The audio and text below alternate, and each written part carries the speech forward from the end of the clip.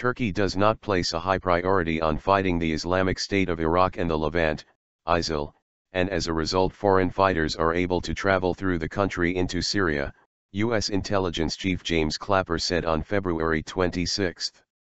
When asked, Clapper told senators he wasn't optimistic Turkey would take a more active role in the war against the ISIL group. "I think Turkey has other priorities and other interests," he told the Senate Armed Services Committee. The Turkish government was more concerned with Kurdish opposition and the country's economy, the director of national intelligence said.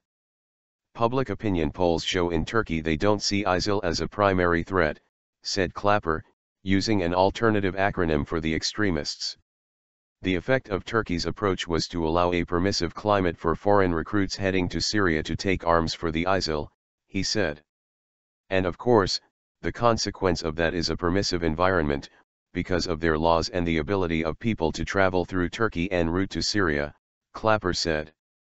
"So somewhere in the neighborhood of 60% of those foreign fighters find their way to Syria through Turkey." The spy chief said some other governments in the Middle East have been reluctant to join the US-led coalition against ISIL because of Washington's reluctance to directly confront the regime of Syrian President Bashar al-Assad.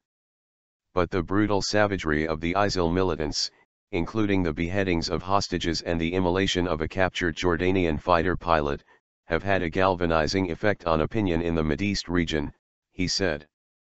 There was more willingness to cooperate with the United States in the war effort, with some Arab countries now sharing intelligence with Washington, he said.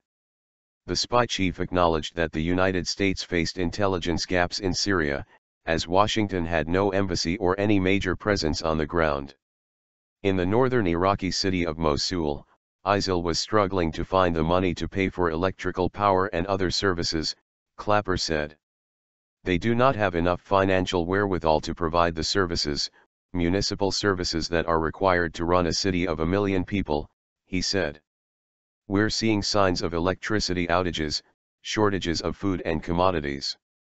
There were signs the ISIL was resorting to conscription to fill their ranks after having suffered heavy losses on the battlefield, especially in the Syrian border town of Kobane where large numbers of jihadists were killed in US-led airstrikes, he said.